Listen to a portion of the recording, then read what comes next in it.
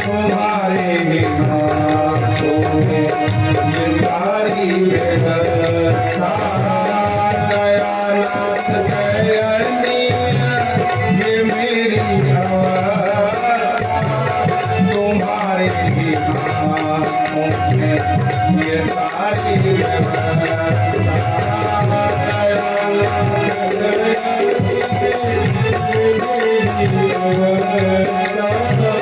तुम्हारे हाथों में ये सारी व्यवस्था।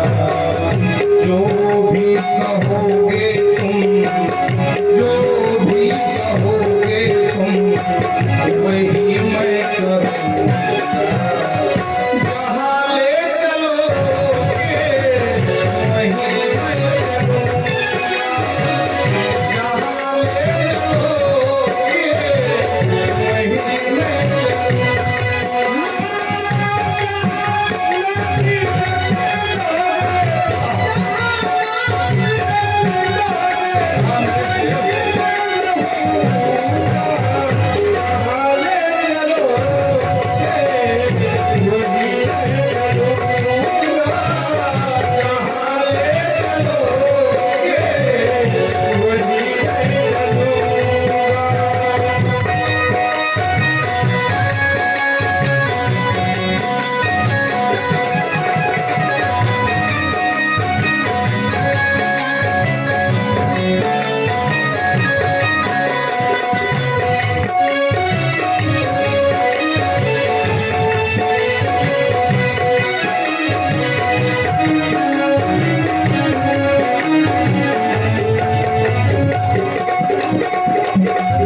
तुम्हारे ही दिन है, तुम्हारी ही रातें, कृपानाथ सब है तुम्हारी कृपा से। तुम्हारी दिल है, तुम्हारी ही रातें, कृपानाथ सब है तुम्हारी कृपा से। अवनीश प्रभु प्रेम, अवनीश प्रभु प्रेम, मैं पावन कहूँ। जहाँ ले चलोगे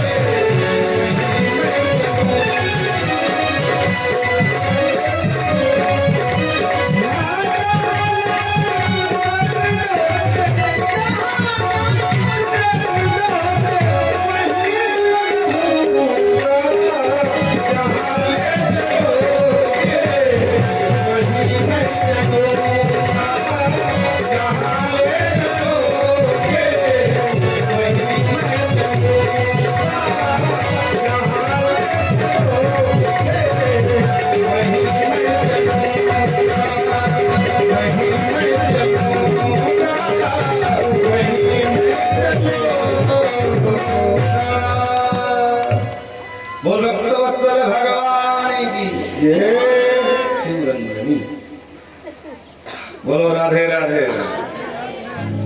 तो जब परीक्षित जी ने पूछा कि प्रभु को आपने बार बार दीन बंधु पुकारा है, तो क्या कभी किसी दीनहीन को अपनाया था क्या? अगर कोई प्रसंग याद आ रहा हो तो प्रभु सुना। तो सुखदेव बाबा को सुदामा जी का ये दिव्य पावन प्रसंग याद आया। कहते हैं राजन, कृष्णस्यासि सखा कश्चित्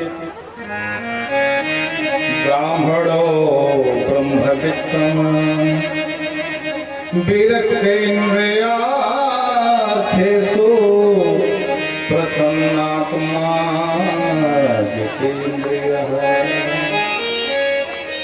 राजन, तुमने बहुत सुंदर बात पूछ ली और हमको एक परम पुनीत, परम विद्वान, संतोषी ब्राह्मण जो भगवान के परम मित्र थे, उनका नाम सुदामा था, सुदामा जी का परिचय दिया। ब्राह्मणों ब्रह्म वित्तमा द्वारा। देखो, हमारे तुम्हारे दृष्टि में ये जो इकाई है धन की, रुपया, इसी को हम धन मानते हैं। और पंडित जी कैसे थे? बोले ब्राह्मणों ब्रह्म वित्तमा।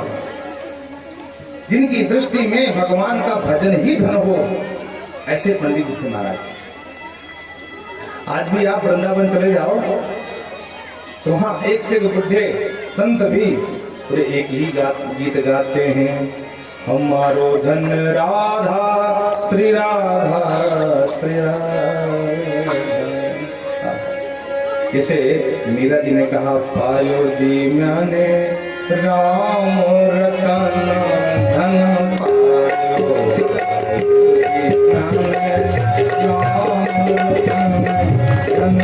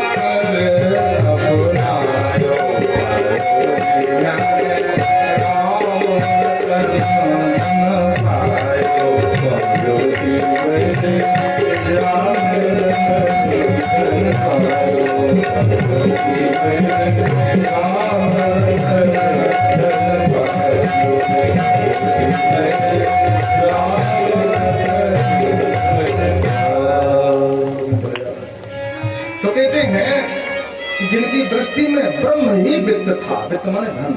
मेरे ध्यान से सुनना, श्रीमद् भागवत महापुराण के अंतर्गत अगर सबसे कोई पावन चरित्र है तो ये पंडित जी महाराज का। भाव से भर देने वाला है भैया। ये प्रसंग एक अभावहीन ब्राह्मण के विषय का है। इतना अभाव है इनके जीवन में। देखो भैया, संत और भिखारी में ज्यादा कुछ अंतर नहीं है। संतों को भी आप देखोगे तो बिल्कुल अभाव में रहते हैं।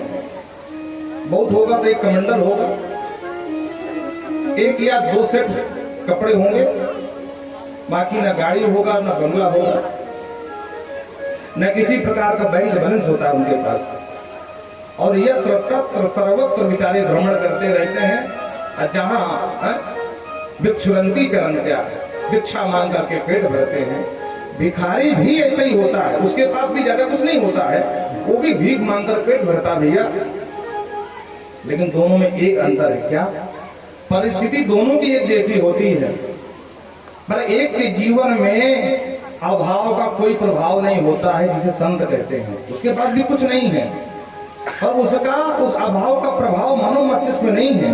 वो रात दिन सोचता नहीं कि मेरे पास गाड़ी नहीं है, मेरे पास बंगला नहीं है, मेरे पास वैभव नहीं है। लेकिन भिखारी के अंदर अभाव तो होता है, पर अभाव का प्रभाव भी होता है। होवा दरिद्रो ही विशाल तृष्णा। दरिद्री कौन? जिसकी तृष्णाएं विशाल हो गई हैं।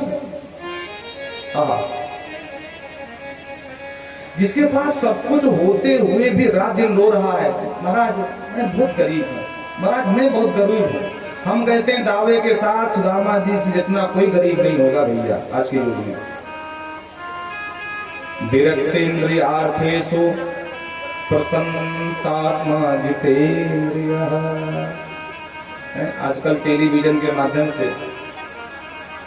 और धन लोलुपता में लोग सुदामा जी के स्वरूप को विकृत कर दिए हैं। आपने देखा होगा, भागवतों में हमने देखा है, सुदामा जी की झांकी निकालते हैं और सुदामा जी के वक्त 3 जगह से तिलक्रत चढ़ते चलते आया, ऐसे आता है बेचारा।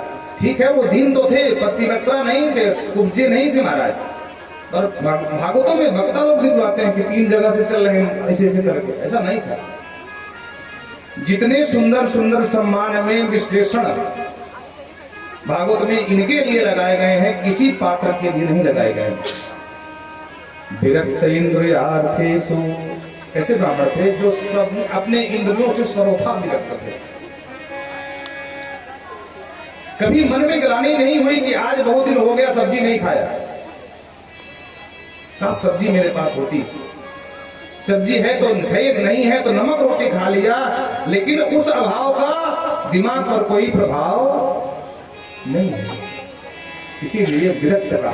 इंद्रियार्थेषु विरक्तो प्रसन्नात्मा जितेंद्रियः, जिन्होंने अपने इंद्रियों को जीत रखा था महाराज, वैसे महाराज प्रसन्नात्मा।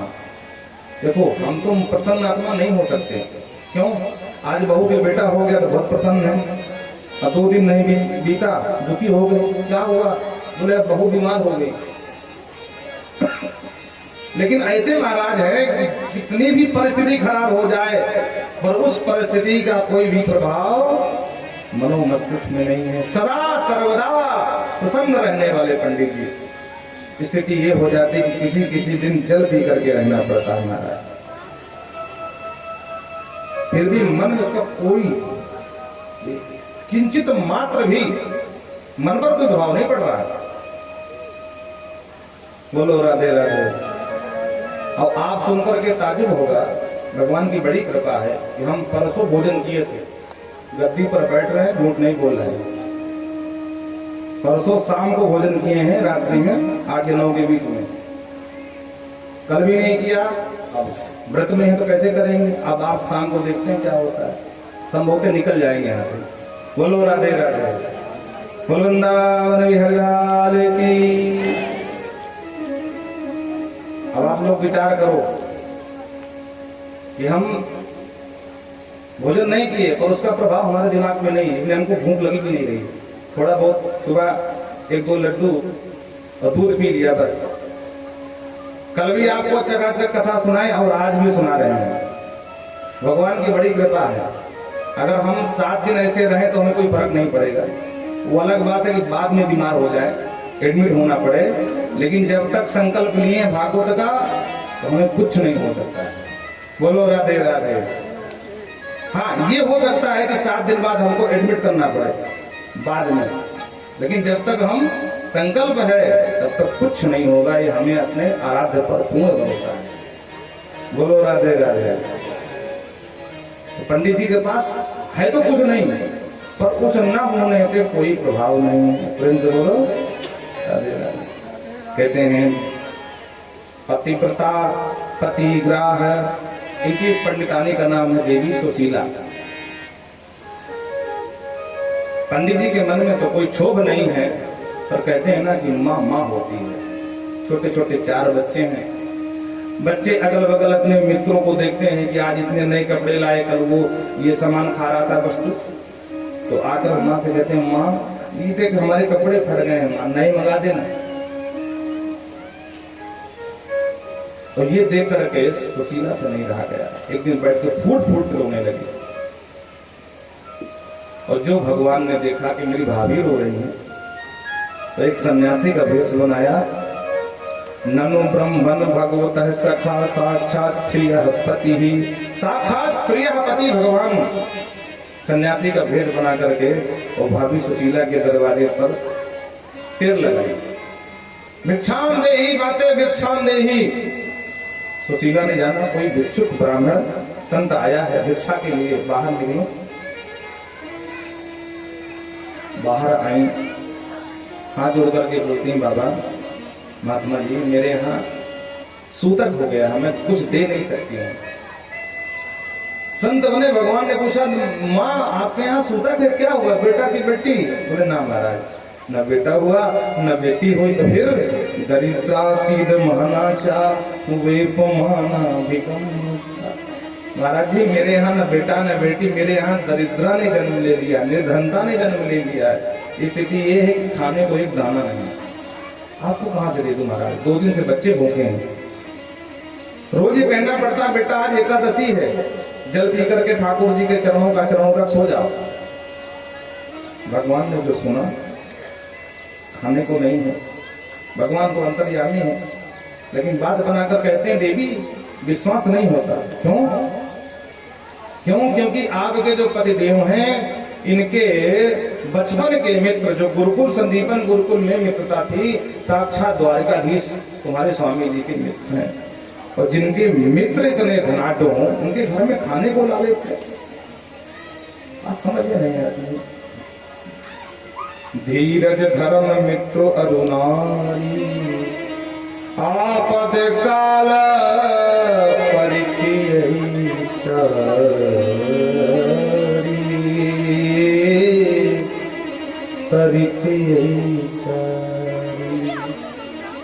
लोग कहते हैं हम बड़े धर्मात्मा हैं, लेकिन आपत्ति विपत्ति के समय जब धर्म को पकड़ कर चले तभी तो धर्मात्मा कहलाएंगे। सुख के समय तो सभी धर्मात्मा बन जाते हैं, लेकिन जहां दुख आया और किसी ने कहा कि भैया फला जगह चला जा, वहां जाकर के मजार में चादर चढ़ा दे, तो लोग पागलों की तरह धर्म छोड़ करके और चादर चढ़ाने पहुंच जाते हैं अजमेर शरीफ। मूर्खो, लकड़बग हो, तुम्हारे धर्म में देवता नहीं है क्या?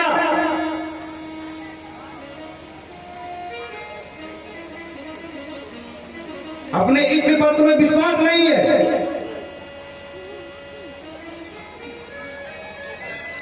क्यों जाते हो मृक्ष बन करके वहां अजमेर शरीफ?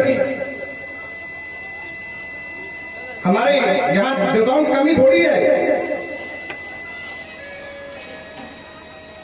रात दिन उनकी चौपाई गाते हो, धीरे धर्म मित्र नारी, तब तुम्हारा धर्म कहा जाता है और कहते हैं बड़े धर्मात्मा है। कैसा धर्म है? धर्म की यही पहचान होती है। किसी ने कह दिया कि फलाने के पास चला जा, वहां पानी भर के दिया जाता है। एक फतेहपुर में रहते हैं, अब बताएंगे तो आपको।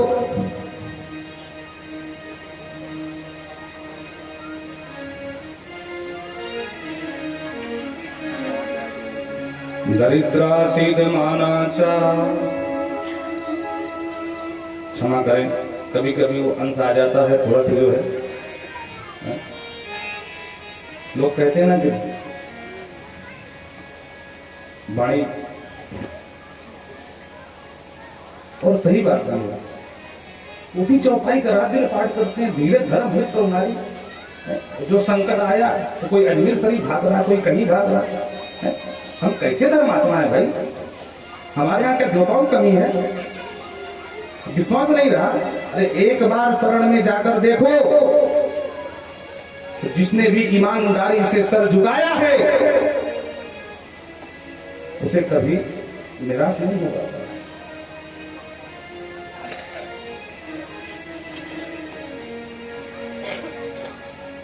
और इसके प्रत्यक्ष उदाहरण हम बैठे हैं। लेकिन विश्वास तो करो भैया।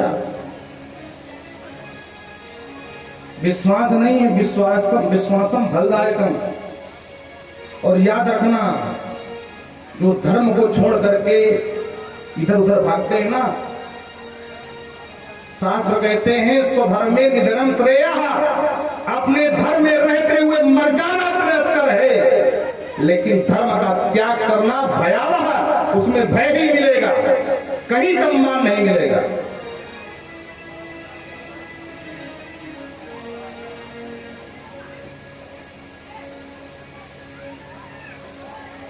पहले विवाह में जो सुख मिल जाएगा ना, वो चाहे महिला का हो चाहे पुरुष का, दूसरे में मिल ही नहीं सकता है।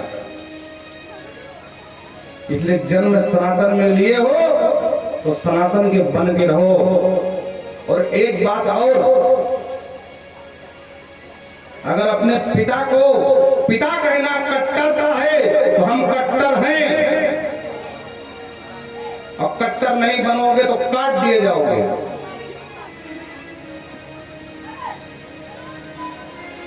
क्योंकि राम जी हमारे पिता हैं, हमारी मैया है वो, तुम्हें माता च पिता तुम्हें हो। अगर राम जी को पिता कहने पर हम सांप्रदायिकता फैलाते हैं, कट्टर है, तो हाँ हम कट्टर हैं। अपने बाप को बाप ना कहें, ये कैसी बात है?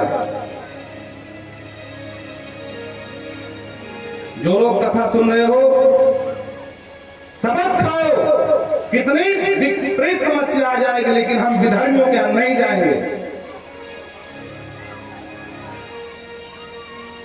जो कुछ कहना है अपने इष्ट आराध्य के सामने रोना, थोड़ा देर हो सकती है लेकिन अंधेर नहीं होती है।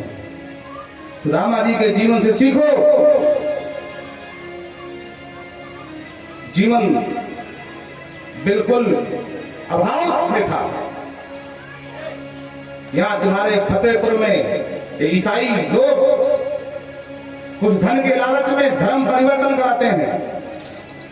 बीच में भी छापा पड़ा था।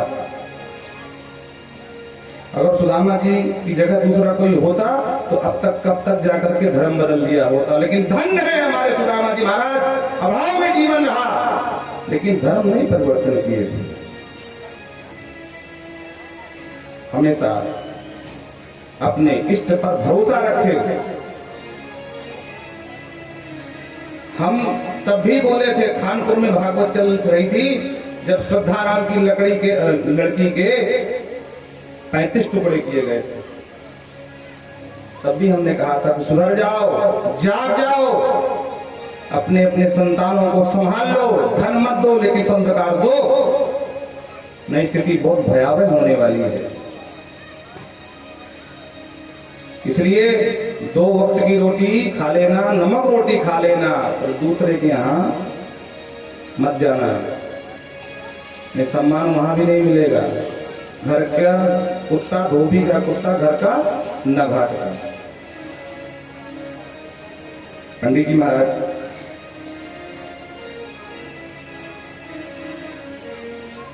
जैसे ही कहा कि मुझे विश्वास नहीं होता है कि द्वारकाधीश जैसे मित्र और आपके यहाँ देवी खाने के लायक पड़ गए, ऐसा कैसे हो सकता?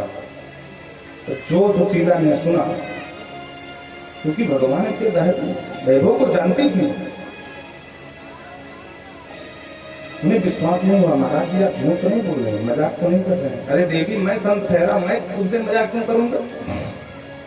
मेरी न मानना, सुदामा जी से पूछ लेना। ठीक है महाराज आप तो पधारो।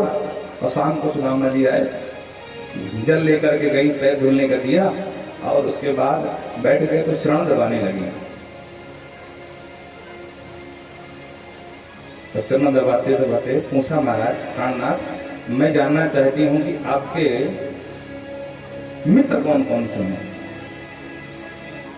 रामा जी ने कहा देवी ये कैसा प्रश्न है, बहुत सारे मित्र। नहीं, कोई खास मित्र रहा हो, उसकी याद आज तक बनी हो, उसको बताओ ना। आपने कहीं बताया नहीं। देवी आपने पूछा तो हमने बताया नहीं। अब तुमने पूछा है तो हाँ, एक मित्र था मेरा, जब गुरुकुल में मैं पढ़ता था, वो मथुरा के महाराज उग्रसेन का नाती था, उसका नाम कृष्णचंद्र था। मेरा बहुत नमूद याद था। प्रभु आप जानते हो वो कहाँ है इस समय? बोले नहीं वो मथुरा में रहा है, पता नहीं कहाँ चला गया। अपने को नाम जब से मतलब है, अपने राम से कोई मतलब नहीं रहने से। बोले मैं जानती हूँ, आजकल वो द्वारकाधीश बन करके पूज रहे हैं, पूरे देश में उन्हीं के नाम की चर्चा है। एक बार जाकर चले जाओ, थोड़ी मदद मांग लो। घर में स्थिति आ गई है कि अगर कुछ नहीं किया गया तो सब भूखों मारे जाएंगे। अगल बगल वालों ने भी मना कर दिया कि अब हम नहीं दे सकते। तो रामा जी ने डांटा, असंतुष्टा दुजानष्टा संतुष्टा च महीव्रता। अरे ब्राह्मणी क्या कहती है, मैं मांगने चला जाऊं? अरे मित्र है वो। मैं तो कहता हूं कि हाथ फैलाने से पहले मेरी मृत्यु हो जाए। देवी विश्वास रखना, जिसने जीवन दिया है वो जीविका भी देगा, आज नहीं तो कल। अगर हमारे भाग्य में दुख लिखा है, भले राजा के यहाँ जन्म हो जाए, जन्म होते ही राजा के यहाँ आक्रमण हो जाएगा और शत्रु राजा उसको परास्त कर देगा। वो राजा जंगल का भटकता हुआ भिखारी बन जाएगा। लेकिन अगर सुख नहीं है, दुख ही लिखा है। और अगर सुख है तो भले निर्धन के यहाँ जन्म हो जाए और अपने जीवन काल में भोग सामग्री अनायास चली जाए। देवी अगर हमारे भाग्य में भूखा मरना ही लिखा है वो भी सही, लेकिन मैं किसी के यहाँ मांगने नहीं जाऊंगा। ब्राह्मण का काम षड्कर्म बताए हैं, यज्ञ करना, यज्ञ करवाना, अध्ययन अध्यापन ये करना और दान लेना, दान देना। ब्राह्मण दान पर टिकता है, ब्राह्मण कभी किसी से मांगता नहीं। और तू कहती मैं मांगने जाऊं, आज ऐसी बात करी तो कोई आज के बाद ऐसी बात मत करना। सुशीला समझ रहे हैं कि अगर ज्यादा लेने देने की बात करूंगी तो ये जाने वाले हैं। धीरे से बोली, नहीं नहीं महाराज मेरा वो मतलब नहीं था। तो फिर क्या पता था देवी, मैं ये तो ये चाहती हूँ कि जब से आप गुरुकुल छोड़े तब से मुलाकात नहीं हुई, कम से कम पुराने मित्र हो, एक बार इसी बहाने मुलाकात हो जाए। आप चले जाओ। बोले देवी चला तो जाऊं पर एक संकोच है। क्या संकोच है देवी? ब्राह्मण के यहाँ, गुरु के यहाँ, कन्या के यहाँ, राजा के यहाँ, अपने मित्र के यहाँ कभी खाली हाथ नहीं जाना चाहिए। तो देख हमारे घर में तो खाने के लाले हैं, तो भेंट में क्या देंगे उसको? जाने को तो मेरा बड़ा मन है। तो शीला ने कहा महाराज आप चिंता मत करो, भेंट सामग्री हम व्यवस्था करेंगे। ठीक है देवी, अगर तू कर देगी तो मैं जाने को तैयार हूं। रात भर सुशीला चिंतन करती रही कि जब वो जगह जाएंगे तो द्वारिकाधीश कैसे अपनाएंगे, क्या हमारी कुछ मदद करेंगे कि नहीं करेंगे, ये वहां कुछ कहेंगे तो नहीं, मैं क्या करूंगा। रात में दिमाग लगाया और एक जो है पत्र लिख लिया। 4 घर थे, चावल मांग लाई, कपड़ा कोई मिला नहीं तो पंडित जी की फटी सटी सी पुरानी जीर्ण शीर्ण धोती थी, 4-5 फर्क करके उसी में पोटली बांध करके महाराज रामा जी के चावल हो तो दे दीजिए। अब बोलो राधे राधे। रामा चावल नहीं है, लाओ पोटली दो। पोटली लेकर के महाराज रामा जी को दिया और बोले हे प्रभु हे नाथ, बस यही तुच्छ से भेंट द्वारकाधीश को दे देना और कह देना कि हमारे पास, हम निर्धनों के पास यही एक भेंट है, प्रभु स्वीकार कर ले। उसमें एक पत्र डाल दिया। सुदामा जी एक डंडा लिए, उसमें पोटली को लटका लिए और हरि समरण करते हुए निकल। चलते गए, रास्ते में पूछते जाते हैं भैया हमको द्वारिका जाना है, द्वारिका। लोग मार्ग बताते हैं बाबा सीधे चले जाओ, इधर मुड़ जाना, उधर मुड़ जाना। चलते चलते महाराज कई दिन बीत गए और सुदामा जी द्वारका नहीं पहुंचे। थक गए तो एक जगह जल पिया, जल पी करके विश्राम अवस्था में लेट गए और जैसे ही लेटे तो नींद आ गई। भगवान ने देखा कि ओहो मेरा मित्र मुझसे मिलने आ रहा है और यहाँ पैदल आते आते बहुत दिन हो जाएंगे, तो क्या करूं? तो भगवान ने अपने योग माया को आदेश दिया और सोते हुए सुदामा जी को द्वारका में सुला दिया। सुदामा जी जगे तो उनको कुछ आश्चर्य सा लगा, अरे मैं तो बरगद के नीचे सो रहा था, ये तो पीपल है।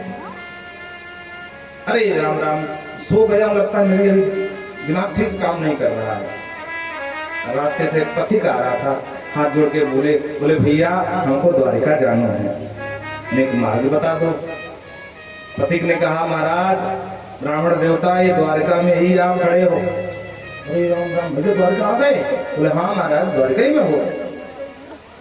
तो भैया ये बता दे कि द्वारिका में हमको अपने सखा कृष्णचंद्र से मिलवे आएगा। महाराज इस नाम का कोई व्यक्ति द्वारिका में नहीं रहता। अरे भैया मेरी पंडितानी ने बताया कि यहाँ पर वो द्वारिका नाथ बन के पूज रहा है। अरे महाराज आप कैसे नाम ले रहे हैं, उनको ऐसे नाम नहीं दिया जाता है। फिर बोले उनका नाम बड़े सम्मान से आदर से हम लोग लेते हैं, राजाधिराज महाराज है, 1008 श्री द्वारकाधीश गोपीपुर पालक द्वारकाधीश महाराज, इस प्रकार नाम लो उनका। तो राम जी डर गए, वारे भैया वाको कन्हैया को इतनो लोग छोड़ो नाम है या नगरी में। भैया अब तू समझ गया ना, अब जान गया ना, बस हम वाते मिलने आए हैं। बोलो राधे राधे, वाको मार के बता दे। हाँ मार्ग बताया। बोले महाराज ये जितने ही भवन दिख रहे हैं कि सब द्वारकाधीश के हैं, चाहे जिस महल में आप घुस जाए। सुदामा जी आगे बढ़े, ऐसा भागवत में लिखा है वर्णन कि रुक्मणी जी की महल की तरफ बढ़े, क्योंकि 16,108 रानियां, सबके महल अलग अलग है। तो रुक्मणी जी की महल की तरफ बढ़े और जैसे ही भगवान के दरबार की 7 देवड़ी हैं, 7 दरबारी, ध्यान से सुनना, पहली ही देवड़ी में रोक दिए गए। क्यों? तो किसी को विश्वास नहीं हो रहा था कि इतना निर्धन ब्राह्मण कैसे भगवान का सखा हो सकता है। भाई देखो, सामर्थ्यवान होते हुए किसी दीन को अपना ले, वही तो कृष्ण है। बोलो राधे राधे। सामर्थ्य होने पर दीन को अपना ले, वही तो कृष्ण है। कृष्ण और सुदामा की मित्रता की दुहाई क्यों दी जाती है? क्योंकि अपूर्व घटना, इसके पहले कोई किसी दीन को इस तरह अपनाया नहीं होगा। द्वारपालों ने रोक दिया, बाबा कहाँ जा रहे हो? सुदामा जी ने कहा कि अरे हम अपने मित्र से मिलने आए हैं। आपके मित्र का नाम क्या है? बोले तुम्हारे जो महाराज है वही हमारे मित्र हैं। द्वारपालों को विश्वास नहीं हुआ, बोले महाराज क्षमा करना, हम अंदर से पूछ के फिर आपको बताएंगे। सुदामा जी बोल करे, अरे कोई घनश्याम से कह दो तुम्हारा यार आया है, तुम्हारा यार आया है। घनश्याम से कह दो तुम्हारा यार आया है, तुम्हारे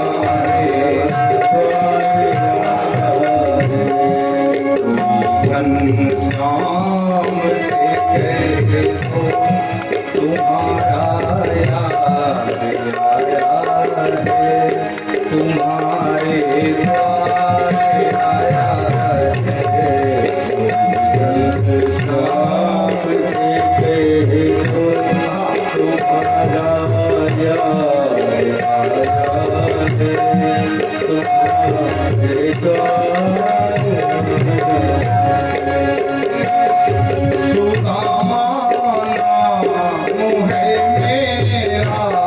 सखा घनश्याम है सुदामा नाम है मेरा, सखा घनश्याम है। सुदामा नाम है मेरा, सखा घनश्याम है।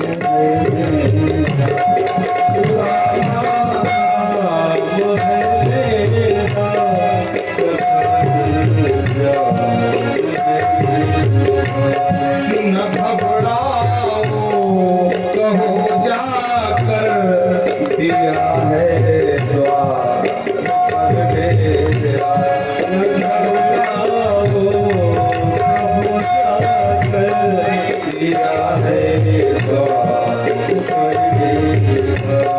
न घबराओ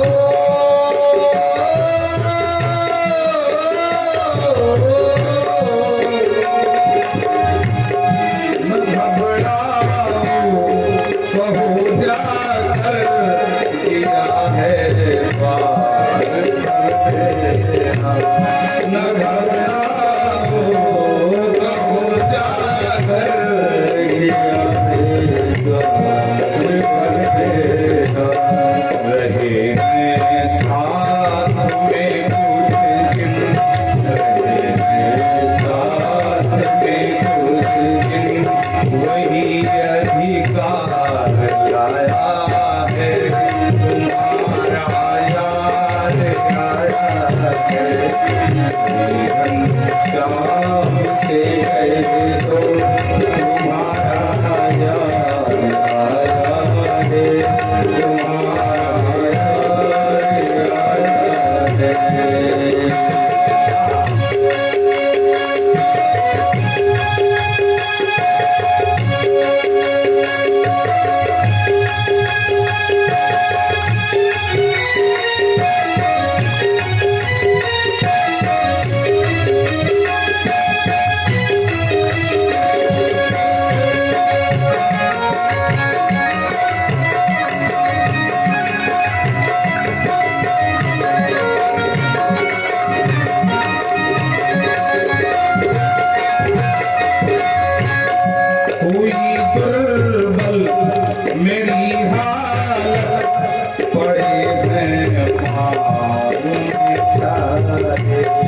हुई दुर्बल ये महल पड़े पाँव बिछाए।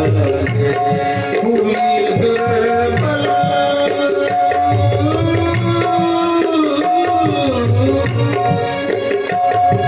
हुई दुर्बल मेरी हालत पड़े हैं पाँव बिछाए।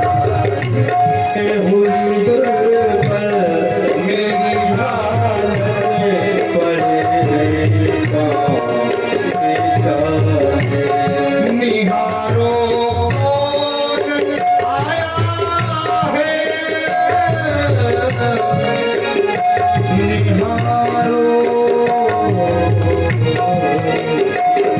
निहारो आया है, अरे वो द्वारिका है।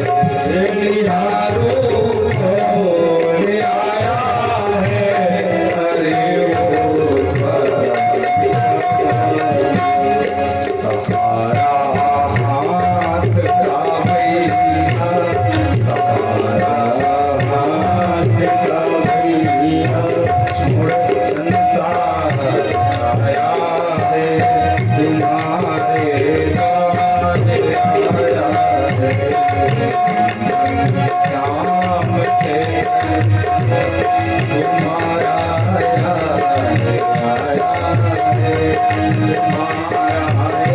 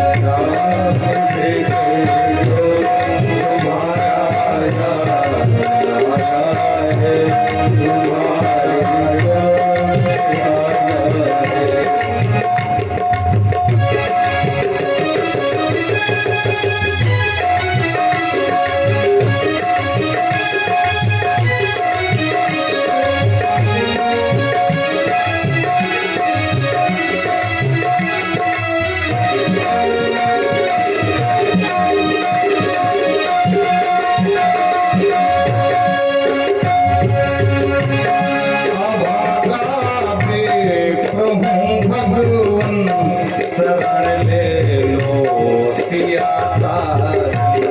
अभागा प्रभु भगवन शरण ले लो सिया सारी।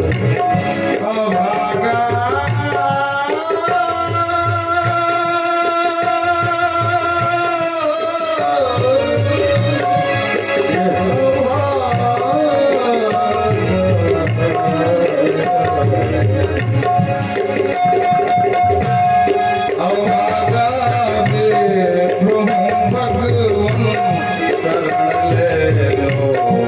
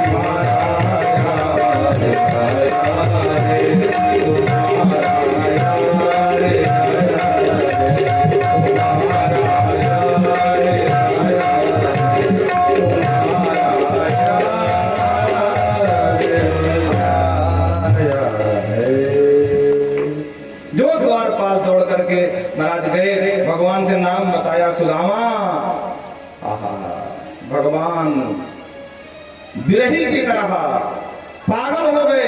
द्वारपाल क्या नाम बताए? सुदामा आया, मेरा मित्र सुदामा। बोले हाँ प्रभु सुदामा आया। अरे उनको तुमने देखा? सुदामा आया। अरे चलो चलो अगवान करो ब्राह्मण देवता की, मेरा बचपन का मित्र है।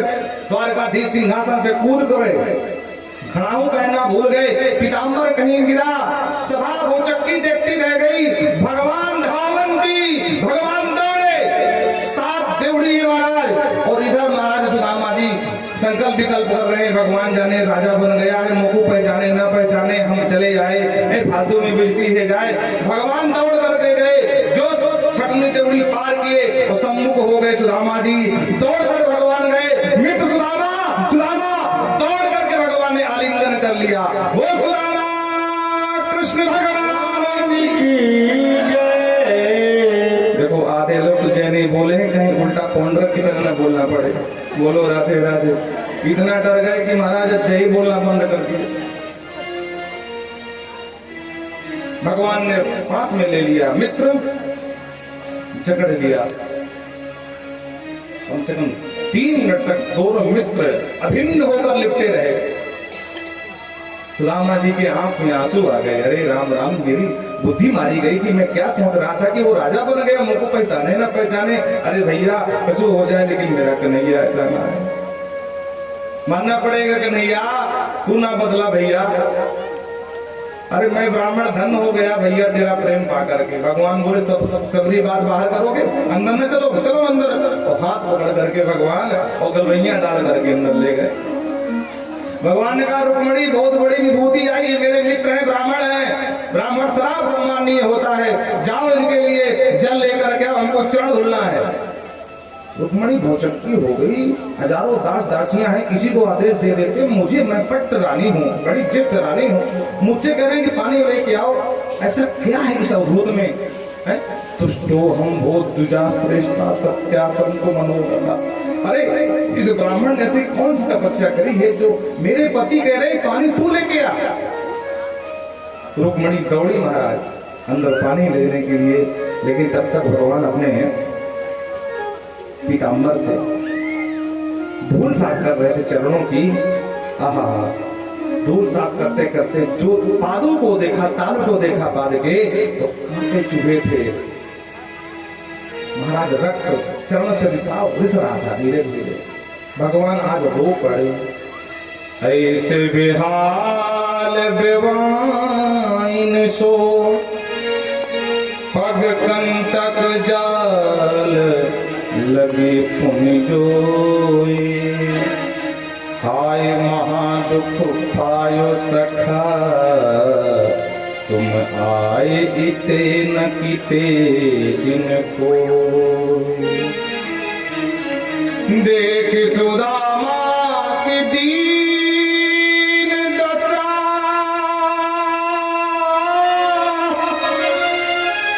करुणा करके करुणा निधि रो।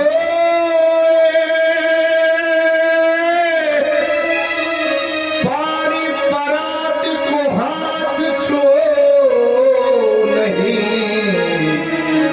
नैनन के जल से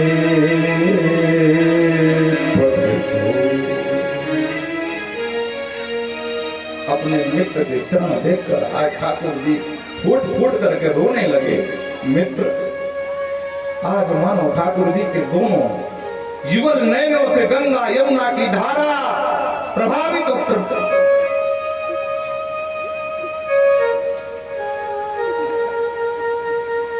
भक्त वत्सल भगवान की धारा फूट चली, प्रवाहित होने लगी। और देख देख करके भगवान सुदामा जी भी, भगवान को सुदामा जी भी रो रहे, एक कन्हैया भैया हम तो सामान्य से ब्राह्मण है भैया, इतना क्यों परेशान हो रहा है? कोई नई बात थोड़ी ना है, कांटे चुभ जाना। तू आज देख रहा है यहाँ रोज चुभे, रोज खून निकले, कोई नई बात थोड़ी ना है। भगवान कहते हैं अरे मित्र इतने कष्ट उठा लिए, एक बार भी मुझे याद नहीं किया।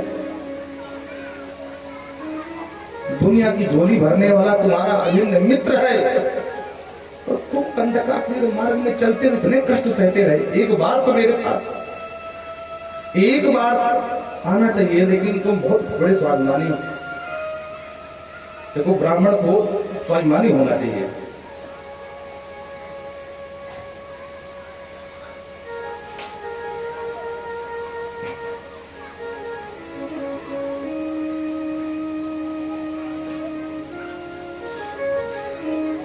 वृंदावन बिहारी लाल की जय। भगवान ने कहा, रुक्मणी आई, तब तक क्या देखा कि भगवान अपने निज नयनों से चरण धो रहे हैं। रुक्मणी बहुत चक्की हो गई, ऐसा क्या है इस अवधूत में कि प्रभु इतना भावुक हो गए। भगवान कहते हैं, रुक्मणी अंदर ले चलो, ब्राह्मण देवता है। सम्मान के साथ अंतःपुर में ले गए, भोजन कराए। निज सैया पर भगवान सुदामा जी बोले गए और कहते, रुक्मणी देखो गर्मी है, ब्राह्मण देवता को, मेरे मित्र को गर्मी नहीं लगनी चाहिए, पंखा करो। रुक्मणी पंखा कर रही हैं, भगवान शरण दबा रहे हैं। निम्न कुलम जलमयम प्रागायते कुंकुमम। सुखदेव बाबा कहते, राजन कौन कहेगा कि ये ब्राह्मण निर्धन है। भगवान नारायण जिसके चरण दबा रहे हों, माँ लक्ष्मी जिसकी पंखा हिला रही है, कौन कहेगा ये ब्राह्मण निर्धन है। कबीरा सब धन सब जग निर्धना, धनवंता नहीं को, धनवंता सोई जानियो, जाके राम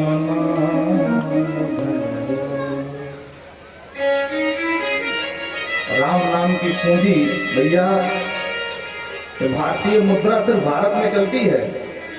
अगर विदेश चले जाओगे ना तो वहाँ विदेशी मुद्रा लेना पड़ता है। जैसे अमेरिका जाना तो वहाँ डॉलर लेना पड़ता, डॉलर चलती है। रुपया तुम्हारे भारत में काम आएगा, विदेश में नहीं।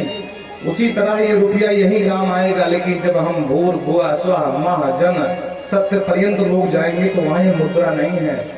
वहाँ कौन सा धन काम करेगा, वहाँ ये राम नाम की पूंजी काम करेगी। और राम नाम की पूंजी का ये प्रभाव है कि ये यहाँ भी चलता है, लोक में भी चलता है और परलोक में भी चलता है। ऐसे ऐसे त्यागी महापुरुष इसी युग में हुए हैं कि जो सिर्फ एक जोड़ी कपड़े पहन करके रहते थे। और कौन ऐसे महाधनवान व्यक्ति हैं, यहाँ तक कि राजीव गांधी जैसे प्रधानमंत्री, इंदिरा गांधी भी है, परम पूजनीय आदरणीय देवरहा बाबा के यहाँ सर भटकते रहे हैं। क्या था, बोरों के कपड़े पहनते थे, बोरों की पट्टी बना करके, बस कुछ नहीं, बिल्कुल अवधूत।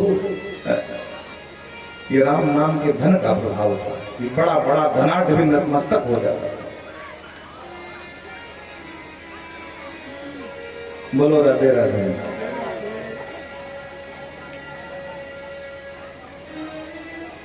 भगवान ने देखा चरण दबाते दबाते कि पंडित जी कुछ यहाँ दबाए हैं। भगवान ने पूछा, अरे पंडित जी महाराज ये हाथ में क्या हो गया। सुदामा जी ने बात, सुदामा जी जब पहुंचे तो उनको अपनी भेंट बहुत हल्की लगी। इतने बड़े राजा महाराजा को मैं क्या चावल दूं, एक काम कर तो छुपा लेता हूँ, चुप में निकल जाऊंगा, दूंगा ही नहीं। बोलो राधे राधे। संकोच आ गया। और भगवान सब जानते हैं। भगवान ने कहा, अरे महाराज ये क्या हुआ आपके हाथ को। अरे बोले, कन्हैया भैया पैदल पैदल चल के आए हैं, तुमने हाथ में दर्द है ही जाएगा। भगवान बोले, हम फालतू में पागल बने हैं, 1 घंटा से कहाँ दबा रहे हैं, लाओ हाथ दबाऊं। और जो हाथ तरफ हाथ बढ़ाया, सुदामा जी घबरा गए। ए भैया कन्हैया हाथ में हाथ मत लगाइयो भैया, बिल्कुल न लगाइयो। तब तक भगवान देख चुके थे तो स्वयं एक झटके में उस पोटली को बाहर निकाला और निकाल करके 1 मुट्ठी चावल खाया और 1 रोटी संपत्ति दान कर दी। जो दूसरी मुट्ठी खाने के लिए जा रहे थे, रुक्मणी ने हाथ पकड़ लिया। मानो कहना चाहती हूँ कि 14 लोग के स्वामी हो, 1 लोग गया, 11 लोग बचे, 56 करोड़ की जनसंख्या, सब कुछ लुटा करके तुम रोड में आना चाहते हो क्या है? बोलो राधे राधे। अथवा बहुत बड़े महापुरुष का प्रसाद है तो कम से कम सब लोग मिले बांट के खाएं, अकेले ही कटक जाओगे। भगवान को प्रेम से रखा। भगवान ने कहा, शादी वादी कर ली होगी नहीं, वैसे बचपन से ही बाबा बनने की बात कर रहे थे आप, नहीं नहीं भैया कन्हैया, तेरी कृपा से पंडितानी भी है, बच्चे भी हैं और बड़ी, और तूने भी तो कर लिया है, एक बार भी ना बुलाया मुझे। अरे महाराज जी, हमारे विवाह में न कोई डेट फिक्स थी, न कोई मुहूर्त फिक्स थी, सब ऐसे ही हुए। बोलो राधे राधे, चट मंगनी और पट ब्याह, तो किसको बुलाते? अच्छा लाला, बहुत ब्याह की होगा। बोले पूछो मत, संख्या ना पूछो, लाला परिचय करा दे। हाँ हाँ बिल्कुल, रुक्मणी जाओ महाराज जी के सब चरण छूने आए, महाराज के आशीर्वाद देंगे। सुदामा जी को लगा कि 2-3 रानियां होंगी बस। अब रुक्मणी आई, सौभाग्यवती भवा, पुत्रवती भवा, पति प्रिया भवा, कालिंदी यही आशीर्वाद, सत्यभामा यही आशीर्वाद, लक्ष्मणा यही आशीर्वाद, सत्या यही आशीर्वाद। महाराज जब 10-12 हो गई, वो लाला अब ये कौन आ गई? बोले महाराज सब वही है, सुदामा जी, सौभाग्यवती, पुत्रवती सब भूल गए, खाली भाव भाव भाव भाव, दोनों हाथ से भाव भाव कर रहे हैं, प्रणाम कर रहे हैं। जब 1000 के ऊपर पहुंच गए, बोला अब ये कौन है? बोले महाराज फालतू बेइज्जती मत करो उनके सामने, या समय जो प्रणाम करने आओगे महाराज वही है सब। बोलो राधे राधे। रामा जी बोले लाला एक बात बता, कितनी है? बोले महाराज अभी तो आधी ना भाई, अभी 1000 ही पार भाई। बोले क्या मतलब? बोले 16,108। सुदामा जी आंखें फाड़ के देखे, बोले वारे कन्हैया तेरी रीगा तू जाने भैया, इतनों को आशीर्वाद देते देते तो मैं ही जैसे आराम हो जाऊं। हाँ हाँ तूफान लगो, बोलो गला बैठ गया, मैं मोटे ना हो। वाह, जो दे दिए वो खुश होंगी, बाकी घर में महाभारत हो जाए कि हमने आशीर्वाद नहीं पाया। अब आशीर्वाद तो देना पड़े। बोले भैया कन्हैया एक काम कर, कृपा कर ब्राह्मण पे, तू सबका पति? बोले हाँ। सब तेरी पत्नी? हाँ। बोले तू प्रणाम कर ले, इकट्ठो आशीर्वाद ले ले, सबको आशीर्वाद मिल जाए। भगवान बोले बात बनाने में तो ब्राह्मण आगे ही होते हैं, चलो हम ही प्रणाम किए ले रहे हैं। तो भगवान ने सीधा साष्टांग प्रणाम किया। बोलो राधे राधे। सुदामा जी ने जम के आशीर्वाद दिया भगवान को। भगवान एक रात सुदामा जी के 1 लोक की संपत्ति दे दिया था। प्रातः काल सुदामा जी बोले लाला हम जाएंगे, तो ठीक है जाओ। सुदामा जी को पता ही नहीं है कि 1 लोक के मालिक बने बैठे हैं, भगवान ने बताया नहीं। सुदामा जी आए वापस, तो जो कुटिया थी वो कुटिया ही नहीं, वहां बड़े बड़े महल। सुदामा जी घबरा गए कि हे भगवान क्या हुआ, पंडितानी कहाँ गई, बच्चे कहाँ गए? तो महल के चक्कर काट रहे थे, द्वारपाल ने देख लिया, सुदामा जी के द्वारपाल ने ध्यान रखना। तो महारानी सुशीला से बताया, महारानी बहुत देर से ब्राह्मण देवता बार बार चक्कर काट रहे हैं, अब ये कौन है हम नहीं जानते। जो सुशीला ने ऊपर से देखा, ओ स्वामी आ गए, चलो अगवानी करते हैं। कंचन थाल में आरती सजाई और छम छम करती जो सुदामा जी के पास आई, जो आरती घुमाई, सुदामा जी कांप गए, देवी कौन सा अपराध बन गया? सुशीला बोली वाह महाराज मुकु ना पहचानो। वो सुनी सुनाई आवाज जब कान पड़ी, अरे सुशीला तू, ये सब क्या है? बोले सब द्वारकाधीश की कृपा है। प्रेम से बोलो राधे राधे।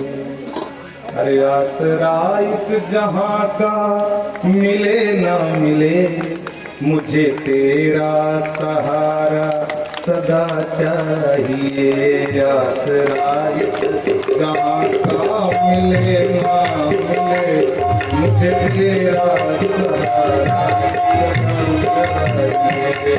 आसरा इस जहां का मिले ना मिले, मुझे तेरा सहारा सदा चाहिए।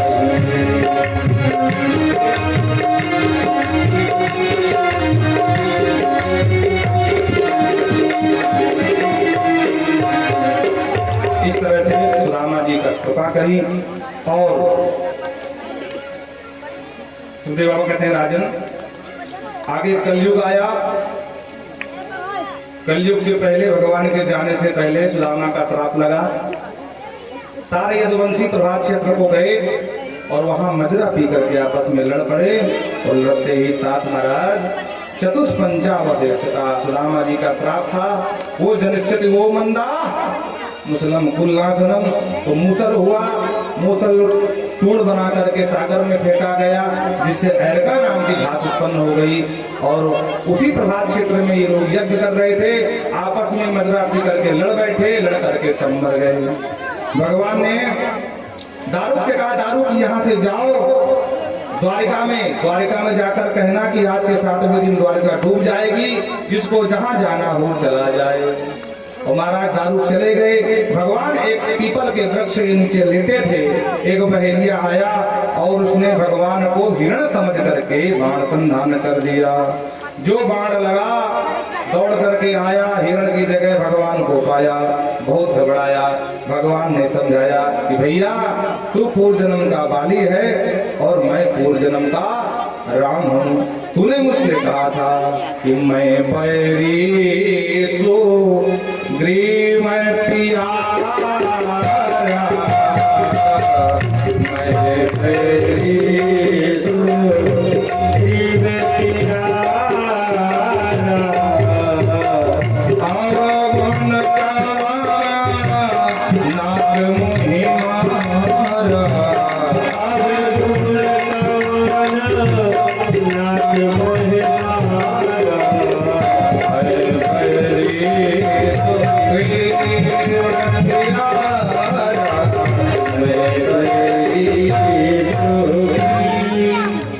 बाबा कहते राजन आगे कलयुग में भगवान सम्मल ग्रामस्य ब्राह्मणस्य महात्मना, सम्मल ग्राम की तहसील में विष्णुस पंडित जी के यहाँ कल्कि भगवान का जन्म होगा, अवतार होगा। बोल कल्कि भगवान की जय। आहा, सुखदेव बाबा कहते राजन आज 7वां दिन है, अब हमारी विदाई होगी, जाएंगे। तो परीक्षित कहते हैं महाराज गुरुदेव आप जाओगे और तक्षक आएगा, मैं मर जाऊंगा। जो कहा मैं मर जाऊंगा, सुखदेव बाबा ने डांटा, तुम तो राजन मर जाती पशुबुद्धि भीमाम देवी, राजन तुम मर जाओगे, ये पुष्टा की बुद्धि कहाँ से आती है? अरे जो मरने वाला है वो तुम हो नहीं, और जो मरेगा, जो अमर है वो मर सकता नहीं, तुम हो, तुम अमर, इसलिए तुम्हारी मृत्यु नहीं होगी। क्यों? यस्मात् पश्यत् देहस्य तथा आत्मा है जो अमरः घट्टे भिन्ने यथाकाशा आकाशात् स्यात् पुरा। जैसे घड़ा फूटने पर घटाकाश महाकाश में बदल जाता है, उसी प्रकार ये शरीर छूटने से ये जो शरीर का तेज पुंज है वो महापुंज परमात्मा में विलीन हो जाता है। चैतन्य अमल सहज सुख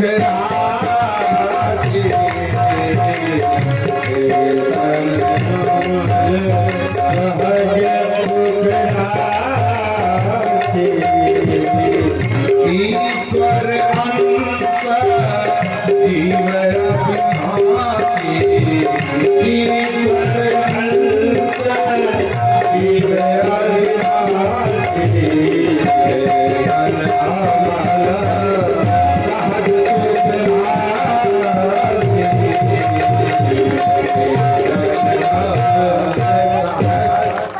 समझाया। परीक्षित जी को समझ में आया। परीक्षित बोल उठे, चिद्दोषमी अनुग्रही कोशमी भवता करुणात्मना। हे गुरुदेव आपके वाणी ने, आपके प्रवचनों ने, आपके अद्भुत ज्ञान ने मुझे सिद्ध कर दिया, मैं अमर हूँ, इसका ज्ञान करा दिया। ज्ञान ही नहीं विज्ञान करा दिया। कहते हैं भगवत तक्षकादिभ्यो मृत्युभ्यो न विवेद्यहम्। अब एक तक्षक क्या 1 लाख तक्षक मिल करके काटे तब भी मैं डरने वाला नहीं हूँ। और इस तरह तक्षक आया, महाराज परीक्षित को काटा, परीक्षित भस्म में बदल गए। और जन्मेजय को पता चला तो महाराज इसने सर्वश्रेष्ठ यज्ञ कर दिया, लेकिन बृहस्पति के कहने पर, आस्तिक मुनि के कहने पर दुराग्रह छोड़ करके यज्ञ बंद कर दिया। तब तक्षक की रक्षा हुई। और कहते हैं राजन सुखदेव बाबा कहते हैं इस तरह श्रीमद् भागवत में 18,000 श्लोक हैं, 335 अध्याय हैं। इस अध्याय में क्या कथा गाई गई उसको 6 अध्यायों में महात्म है। पहले अध्याय में और पहले स्कंद में परीक्षित जन्म पर्यंत कथा है, दूसरे में ध्यान का विस्तार किया गया है, तीसरे में महाभारत का प्रसंग है। चौथे में ध्रुवजी मनु कन्याओं का वर्णन है। पंचम में प्रियव्रत ऋषभ जड़ भरत आदि का व्याख्यान किया गया है। और छठे में महाराज अजामिल पाख्यान है और दत्तासुर पाख्यान है, पुंसवन व्रत है। आठवें में गजराज की कथा है। उसके बाद भगवान वामन का प्राकट्य, समुद्र मंथन है, मोहिनी भगवान की कथा है। नवम में 12 अध्याय में सूर्यवंश, 12 अध्याय में चंद्रवंश, दसम में पूरी भगवान की ही लीला है और एकादश में कलयुग का वर्णन है।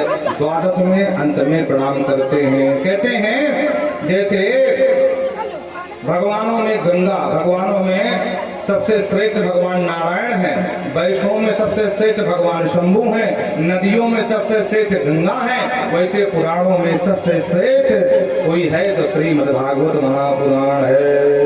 वो श्रीमद्भागवत महापुराण की जय हो। अब शांति से 15 मिनट बैठे रहना।